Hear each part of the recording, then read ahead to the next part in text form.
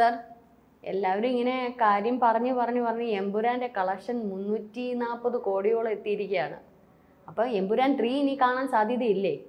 കള്ളമല്ലേ, അടിമുടി കള്ളം പറയുന്നൊരു സിനിമയാണല്ലോ എമ്പുരാൻ. ഈ അവകാശവാദങ്ങളും കള്ളമാണ്. ഇതിൻ്റെ എന്തെങ്കിലും രേഖകളുണ്ടോ, ഒരു കാണിക്കുന്നുണ്ടോ? അത് 370, 400 എത്ര വേണമെങ്കിൽ പറയട്ടെ, 600 എത്ര ആയാലും ആ സിനിമ നൊട്ടോറിയസ് ആയി കഴിഞ്ഞു. നൊട്ടോറിയസ്. ഇറ്റ് ഈസ് മോശം കാര്യങ്ങളുടെ ഒരു എമ്പുരാൻ എന്ന് വേണമെങ്കിൽ പറയാം. The load of small things എന്ന് പറയുന്നത് പോലെ the load of bad things എന്ന് പറയുന്നൊരു സിനിമയാണത്. ഇന്ത്യയെ വിഭജിക്കാൻ വേണ്ടിയിട്ട്, ഇന്ത്യക്കാരുടെ വൃണതമായിട്ടുള്ള മനസ്സുകളെ വിഭജിക്കാൻ വേണ്ടിയിട്ട്, വേദനിപ്പിക്കാൻ വേണ്ടിയിട്ട് കോപ്പ് കൂട്ടിയ ഒരു സിനിമ. അത് എത്ര കോടി സമ്പാദിച്ചാലെങ്കിലും ദുഷ്ടം. അത് തന്നെ ഇവര് പറയുന്ന ഈ 340 കോടി എങ്ങനെയാണെന്നാണ് എനിക്ക് സംശയം വരുന്നത്. നമ്മൾ ഫുൾ തിയേറ്റർ ഒരു മാസം കവർ ചെയ്താൽ പോലും 100 കോടി അതിൽ കൂടുതൽ കിട്ടാൻ സാധ്യതയില്ല. അത്രയും കഷ്ടപ്പെട്ട് ഇത്രയും തിയേറ്റർ ഇതാണ്. ഇപ്പം പല തിയേറ്ററുകളിലും ആളില്ല. ആദ്യത്തെ ഒരാഴ്ച 2 ആഴ്ചയൊക്കെ ഈ ഒരു എന്താ പറയുക, വിമർശനങ്ങളും വിവാദങ്ങളും ഒക്കെ വന്നതിൻ്റെ പുറത്ത് കുറേ പേര് പോയിരുന്ന് കണ്ടു എന്നല്ലാതെ വലിയ ആൾക്കാരില്ല. എന്നാൽ പലപ്പോഴും തിയേറ്റർ ഫുൾ ഇതാണ് കാണിക്കുന്നത്. നമ്മൾ നോക്കുമ്പോൾ ഓൺലൈനിൽ ചെക്ക് ചെയ്യുമ്പോൾ ഫുൾ ഇതാണ് കാണിക്കുന്നത്. പക്ഷെ തിയേറ്ററിനകത്ത് ആളില്ല. അപ്പോൾ ഇവർ ഈ പറയുന്ന 340 കോടി എന്ന് പറഞ്ഞാൽ തന്നെ ഇവർക്ക് 220 കോടി എന്താ പറയുക, ഇവരുടെ ബഡ്ജറ്റ്, ഇവരുടെ മൊത്തത്തിലുള്ള ചെലവുകളും കാര്യങ്ങളും 200 കോടി പുറത്തെങ്ങാണ്ടായെന്നാണ് പറയുന്നത്. അപ്പോൾ 340 കോടി കിട്ടി എന്ന് പറയുമ്പോൾ 60% വിദേശത്ത് നിന്നാണ് കിട്ടിയിരിക്കുന്നതെന്നും പറയുന്നുണ്ട്. ഹോളിവുഡ് ഈ പോലുള്ള അല്ലെങ്കിൽ ബോളിവുഡ് പോലുള്ള വൻകിട ചിത്രങ്ങൾ പോലും അത്രയും 60% കവർ ചെയ്യുന്നില്ല. പിന്നെ എങ്ങനെയാണ് ഈ എമ്പുരാൻ ഇത്രയും 60% കവർ ചെയ്യേണ്ട കാര്യം? പറയാം.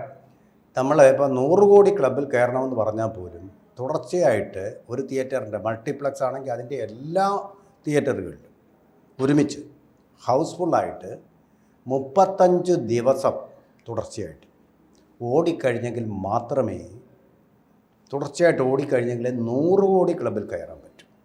ഈ 100 കോടി എന്ന് പറയുന്നത് ഒന്നുമല്ല. ഇവർക്ക് 270 കോടി മുടക്കിയ പടത്തിന് 100 കോടി കിട്ടിയെന്ന് പറഞ്ഞാൽ അതിന് 170 കോടി നഷ്ടമെന്നാണ് അതിൻ്റെ അർത്ഥം.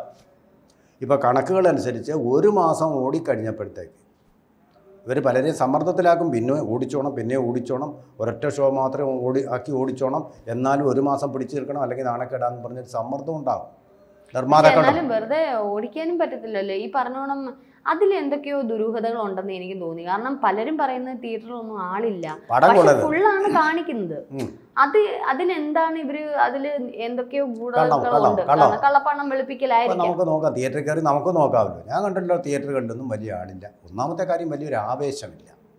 ചില മോഹൻലാൽ ത്രില്ലറുകൾ, അതുപോലെ തന്നെ മമ്മൂട്ടി ത്രില്ലറുകൾ ഒക്കെ വരുന്നത്, ഈവൻ പോട്ടെ ആടുജീവിതം, പൃഥ്വിരാജിൻ്റെ തന്നെ, അദ്ദേഹത്തോട് ഒരസൂയയില്ലാതെ പറയാം, പൃഥ്വിരാജിൻ്റെ ആടുജീവിതം അത് വന്നപ്പോൾ തന്നെ എന്തൊരു ഹൈപ്പായിരുന്നു, എന്തൊരു ആവേശമായിരുന്നു. ഒരു ചർച്ചാ വിഷയം, നമ്മുടെ നാട്ടിലെ പ്രധാന ചർച്ചാ വിഷയമായിരുന്നു. പക്ഷേ എമ്പുരാൻ ചർച്ചാ വിഷയമായത് അതിൻ്റെ മോശം കാര്യങ്ങളെക്കുറിച്ചാണ്. അതൊരു ദുഷ്ട സിനിമ ആയതുകൊണ്ടാണ്. ഈവൻ ഇതിന് മുമ്പുണ്ടായിട്ടുള്ള ലൂസിഫർ എന്ന് പറയുന്ന സിനിമ പോലും എത്രയോ വലിയ ചർച്ചാ വിഷയമായിരുന്നു. ഇതിപ്പോൾ അത് കെട്ടടങ്ങി നനഞ്ഞ പടക്കം പോലായിട്ട് തീർന്നിട്ടുണ്ട്. അതാണ് അതിൻ്റെ വാസ്തവം. നോക്കൂ, ഇപ്പോൾ അവർ പറയുന്നു 270 കോടി മുടക്കിയ ഈ ചിത്രം അതിൻ്റെ 65% വിദേശത്തു നിന്ന് കിട്ടിയത്. 60% ആയിക്കോട്ടെ, 60% ആയിക്കോട്ടെ, 60എങ്കിൽ 60. ഒരിക്കലും സാധ്യമല്ല. ഒരു മലയാള സിനിമയ്ക്ക് അങ്ങനെ കയറിപ്പറ്റാൻ സാധ്യമല്ല. മലയാള സിനിമ മറ്റു ഭാഷകളിലാക്കി ഡബ് ചെയ്ത് അവതരിപ്പിച്ചാൽ, ഹോളിവുഡിലെ വലിയ ത്രില്ലർ മൂവീസ് ആൾക്കാർ ഇത്രയും കാണുന്നില്ല. മലയാളത്തിലെ വലിയ മേക്കിങ്ങോ അല്ലെങ്കിൽ ഈ പറഞ്ഞതുപോലെ വലിയ പ്രൊഡക്ഷൻ കാര്യങ്ങളോ ഒന്നും ഈ എമ്പുരാനിലില്ല.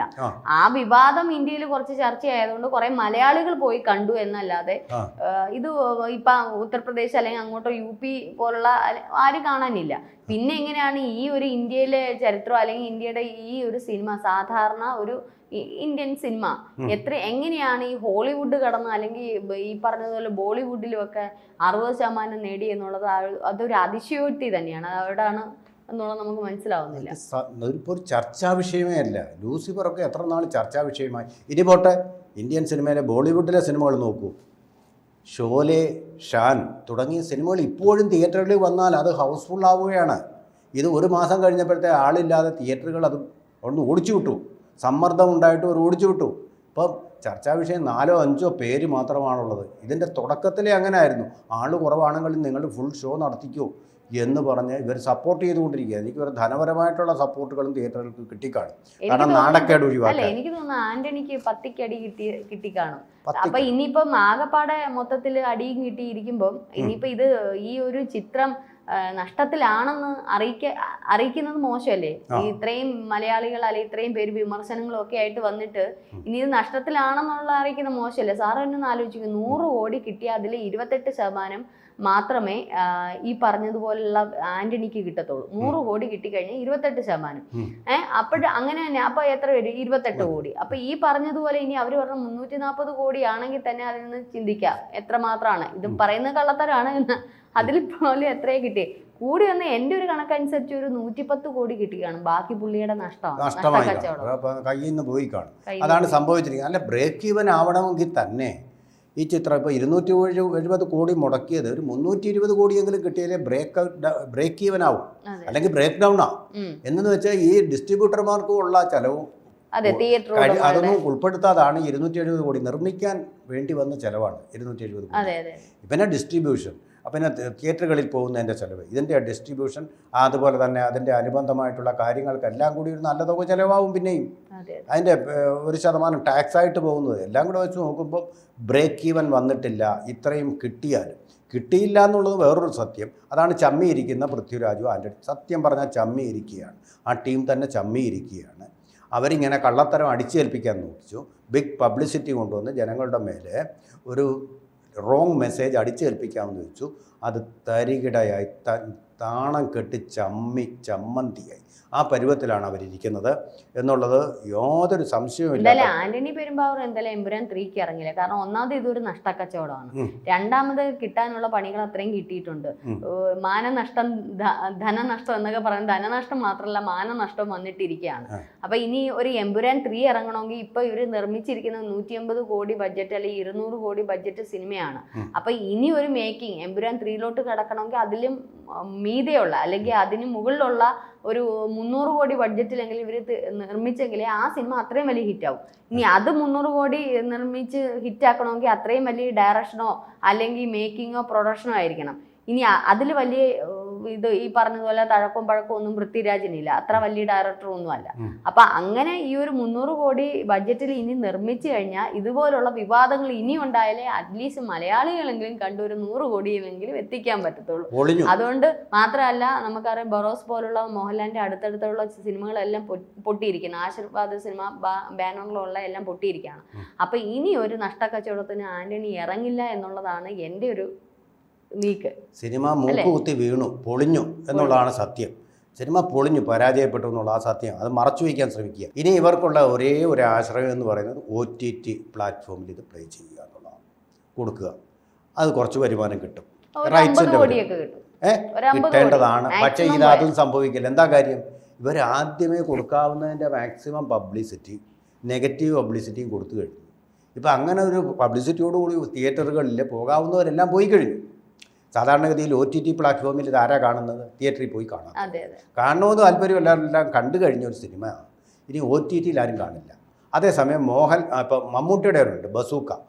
ആ സിനിമ OTT ഇത് തിയേറ്ററുകളിൽ ഓടിയില്ലെങ്കിലും ആ OTT പ്ലാറ്റ്ഫോമിൽ നല്ലപോലെ ആൾക്കാർ കാണും. നല്ല പേരുണ്ട്, എന്നാൽ ഒന്ന് കണ്ടു കളയാൻ തോന്നൽ വരും. ഇനി പക്ഷേ ഇതിനകത്ത് തോന്നുന്നില്ല. കാരണം തല്ലിപ്പൊളി സിനിമ ചുമ്മാ എന്ന് ആളുകൾ പറഞ്ഞു കഴിഞ്ഞു. ഇനി വേറൊന്നുകൊണ്ടും ഒരു അഗ്നിപരീക്ഷണം മോഹൻലാലിനെ നശിപ്പിക്കാവുന്നിടത്തോളം നശിപ്പിച്ചു. ഒരു മൈനർ റോൾ ഇതിനകത്ത് കൊടുത്തു എന്ന് മാത്രമല്ല, ആ റോള് തന്നെ ഒരു തെറ്റായിട്ടുള്ള ഒരു മെസ്സേജ് കൊടുക്കുന്ന റോളാണ്. അപ്പോൾ മോഹൻലാലിൻ്റെ ആ ഒരു നമ്മളുണ്ടാക്കിയ ഇമേജ് മുഴുവൻ നശിപ്പിച്ച് കളഞ്ഞു പൃഥ്വിരാജ്. അത് കഴിഞ്ഞ് മോഹൻലാലിൻ്റെ ഒരു പടം വരുന്നുണ്ട്.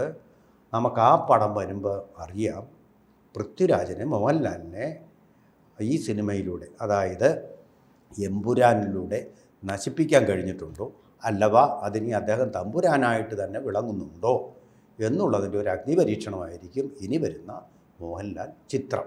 കൂടുതൽ വാർത്തകളും വിശേഷങ്ങളും നിങ്ങളിലേക്ക് എത്താൻ ABC മലയാളം സബ്സ്ക്രൈബ് ചെയ്യുക, ബെൽ ബട്ടണും അമർത്തുക.